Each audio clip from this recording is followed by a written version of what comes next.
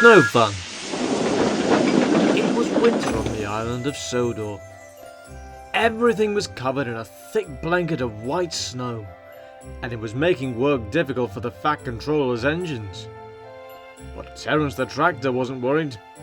"Don't worry, you two," he told Thomas and Percy. "If you get stuck in the snow, I'm sure I'll be able to pull you out." Thomas and Percy hoped that wouldn't need to happen. But later that day, the Fat Controller received bad news. "Stepney is stuck in a snowdrift near the harbour. He must be moved at once or the main line will be blocked," the signalman told the Fat Controller. The Fat Controller knew exactly who could help.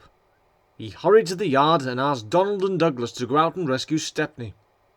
They steamed down to the yard as fast as they could go and began ploughing through the snow, clearing the line and sending showers of it onto the sides of the tracks.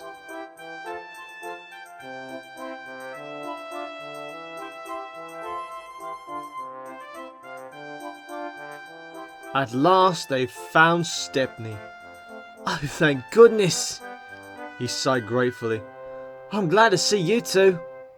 The workmen used their shovels to clear the snow away from Stepney, and soon he was able to follow Donald and Douglas back to the yards along the lines they had cleared.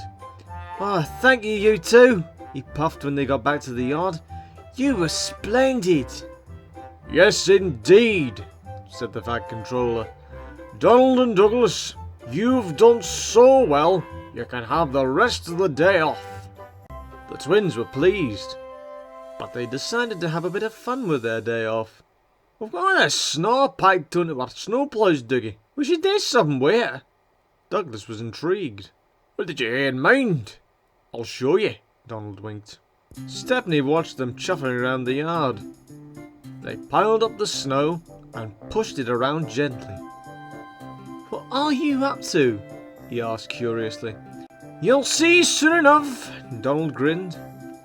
And he did. "Oh my!"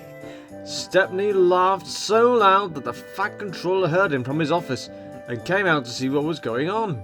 "Sir!" Stepney called to him. "Come and see this!" The Fat Controller came closer, and there, standing by the side of the track, was a big round snowman with coal for eyes and a big smile too.